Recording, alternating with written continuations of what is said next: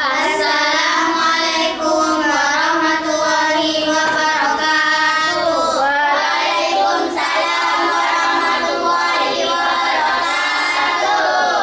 Kami santri Nazatul Tulab kelas 7D kelompok 6 yang terdiri dari Safira Mufid, Nurulaili Alfiana, Dalisa Muhammad Latif, Alifadatil Izarah, Harko Maria akan mempresentasikan tugas IPS 1 dengan judul menganalisa zona pembagian iklim matahari dan pengaruhnya terhadap kehidupan dalam aspek ekonomi petani padi masyarakat Kabupaten Sampang.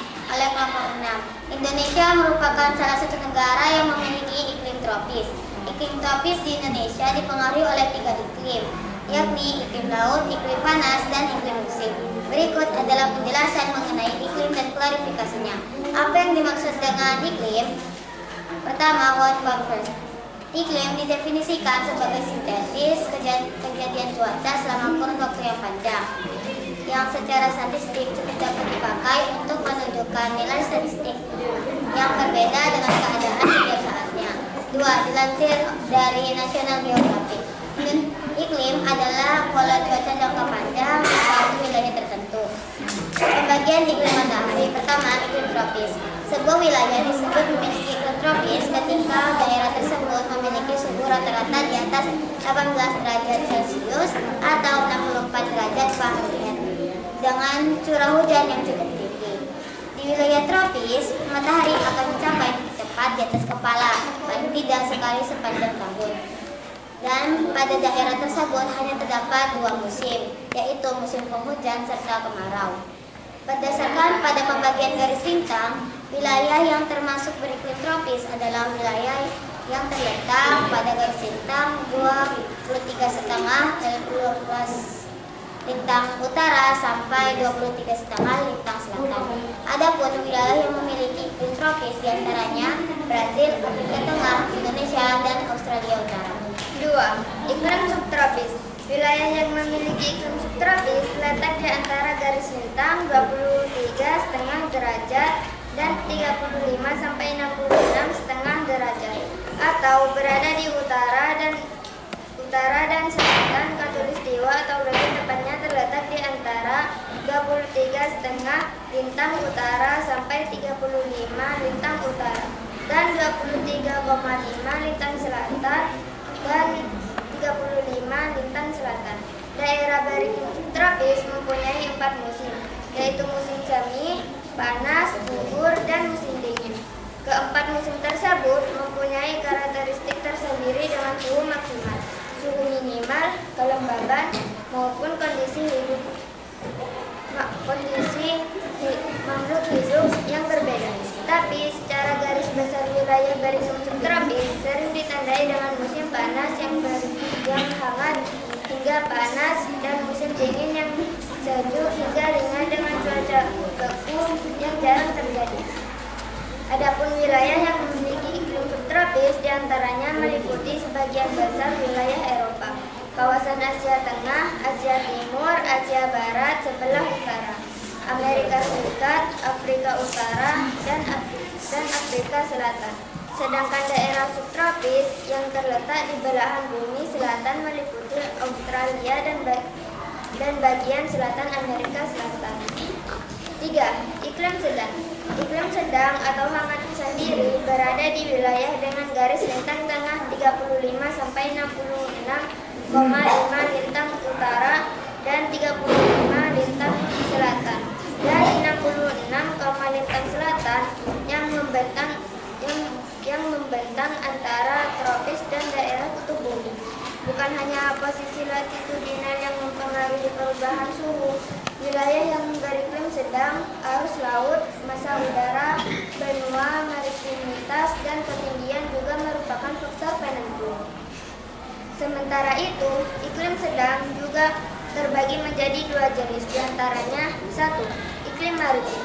Iklim maritim sangat dipengaruhi oleh lautan yang mempertahankan suhu yang cukup stabil di sepanjang musim. Daerah seperti itu meliputi Eropa Barat, khususnya Inggris, Dublin, Melbourne, dan Auckland, serta Amerika Utara pada bagian barat pada antara 40 dan 60 garis lintang utara. 2. Iklim kontinental. Iklim kontinental meningkat ke daratan dengan musim panas yang lebih hangat dan musim dingin yang lebih dingin karena pengaruh tanah terhadap penerimaan dan kehilangan panas meningkat wilayah dengan kondisi ini diantaranya Amerika Utara dan Eropa. 4. Iklim dingin atau kutub. Iklim dingin di bumi sendiri terdapat di wilayah kutub, dengan iklim kutub ditandai dengan kurangnya musim panas setiap bulan. Dalam iklim kutub memiliki suhu rata-rata kurang dari 10 derajat Celcius atau 50 derajat Fahrenheit. Wilayahnya sendiri mencakup lebih dari 20% bagian bumi. Sebagian besar wilayah ini jauh dari garis khatulistiwa dengan ciri memiliki musim dingin sangat panjang dan musim panas sangat singkat. Iklim kutub tersendiri dari musim panas yang dingin dan musim dingin yang sangat dingin, sehingga menghasilkan tundra pada pohon, gletser, atau lapisan es permanen atau semi permanen. Daerah kutub selalu tertutup salju dan es sepanjang tahun. Suhu terendah yang pernah tercatat di Antartika dan di angka 88 cm. Berikut gambar pembagian iklim matahari. Iklim matahari 0 sampai 23 derajat tropis, 23 sampai 40 derajat subtropis, 40 sampai 60 derajat sedang, 60 sampai 90 dingin. Peta Indonesia. Letak astronomis Indonesia. Indonesia adalah negara kepulauan terbesar di dunia dengan jumlah pulau mencapai 13.466 luas daratan, 1.912.050 km persegi, dan luas perairan 3.467.483 km persegi. Terletak di antara secara astronomis 95 derajat bujur timur atau 140 derajat bujur timur, dan antara 6 derajat lintang utara, 11 derajat lintang selatan. Peta Indonesia yang dilalui garis khatulistiwa membuatnya memiliki iklim tropis. Hal ini karena Indonesia dilalui oleh angin musim barat dan angin musim timur. Beberapa keunggulan dari iklim tropis adalah adanya hujan yang cukup, kondisi suhu yang normal, tidak terlalu panas dan tidak terlalu dingin, adanya musim hujan dan kemarau. Kabupaten Sampang secara administrasi terletak dalam wilayah Provinsi Jawa Timur dan secara geografis terletak di antara 113 derajat 8 atau 113 derajat 39 bujur timur dan 6 derajat 5 atau 7 derajat 13 lintang selatan. Kabupaten Sampang terletak 100 km dari Surabaya, dapat dengan melalui jembatan Suramadu kira-kira 1,5 jam atau dengan perjalanan luar laut kurang lebih 45 menit, dilanjutkan dengan perjalanan darat 2 jam. Secara keseluruhan, Kabupaten Sampang mempunyai luas wilayah sebanyak 1.230 km persegi. Proporsi luasan 14 kecamatan terdiri dari 6 kelurahan dan 180 desa kecamatan Banyuates dengan luas 141,3 km persegi atau 11,40% yang merupakan kecamatan terluas, sedangkan kecamatan terkecil adalah Pengalengan dengan luas hanya 42,7 km persegi, 3,46%. Wilayah Kabupaten Sampang beriklim tropis basah kering dengan 2 musim, yaitu musim kemarau dan musim hujan. Musim kemarau di wilayah Sampang berlangsung pada periode Mei, Oktober, dan dengan bulan terkering adalah Agustus yang turun hujan. Bulanannya kurang dari 20 mm per bulan. Sementara itu musim penghujan di wilayah Sampang berlangsung pada periode November-April dengan bulan terbesar adalah Februari, dan curah hujan bulanannya lebih dari 250 mm per bulan. Curah hujan tahunan di wilayah Sampang berkisar antara 1.100 atau 1.700 mm per tahun, dengan jumlah hari hujan hujan berkisar pada 130 hari hujan per tahun. Suhu udara di wilayah ini pun berkisar antara 11 derajat atau 33 derajat Celcius dengan tingkat kelembapan relatif sebesar 70%. Produksi padi di Kabupaten Sampang, Jawa Timur menurun dari 250.000 ton pada 2014 menjadi 249.000 ton pada 2015. Menurut Kabid Sumber Daya Pertanian Dinas Pertanian Pemkab Sampang, Ahmadi di Sampang, Selasa, menurun produksi padi ini terjadi karena beberapa hal antara lain. Karena banyak tanaman padi yang rusak, banjir, dan kekeringan. Akibatnya, tanaman padi banyak yang rusak dan membusuk karena terendam banjir, dan tanaman padi banyak yang mati kekeringan karena musim kemarau yang berkepanjangan.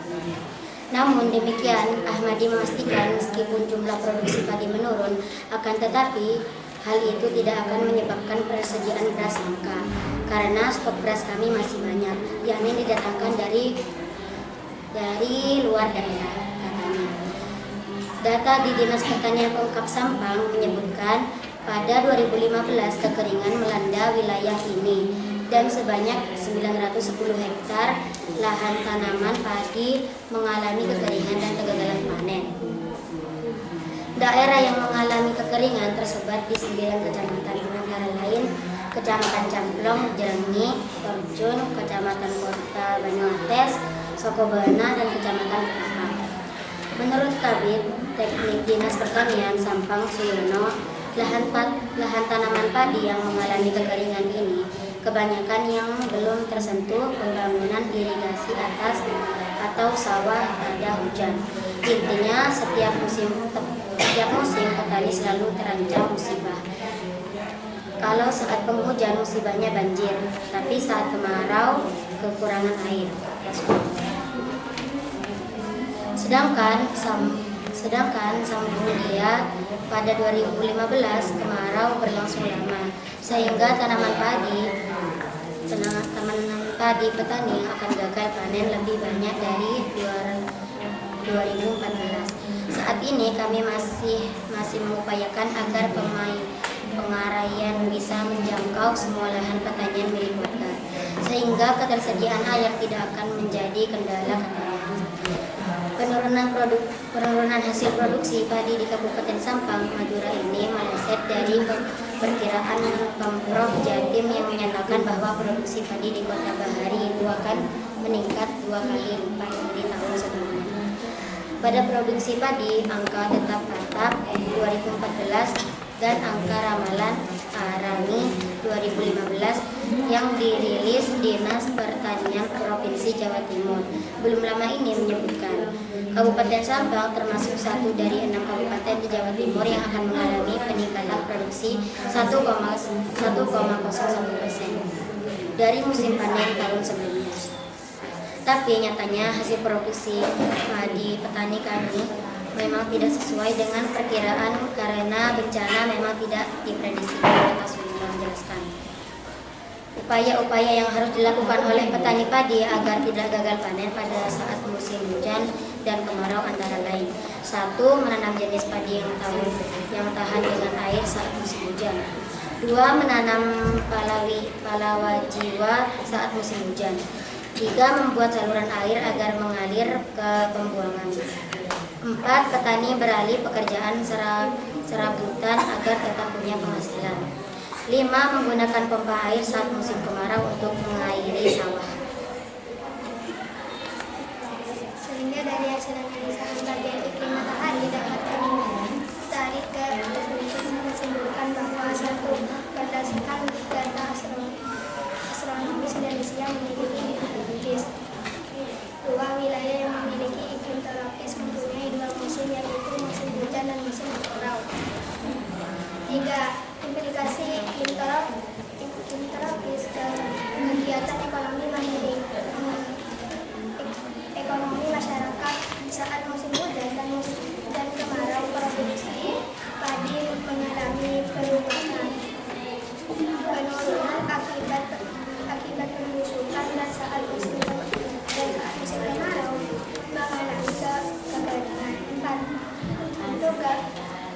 mengatasi kekurangan, masyarakat perlu mengubah pola produksi saat musim hujan, menanam jenis padi yang tahan air. Bina petani mencari alternatif pekerjaan saat gagal panen, seperti menjadi kulit, tukang beca atau buruh kasar. Demikian yang dapat kami sampaikan. Semua apa yang penyajikan sampaikan bisa menanam bahwa wawasan serta pengetahuan bagi kita semua. Atas perhatiannya.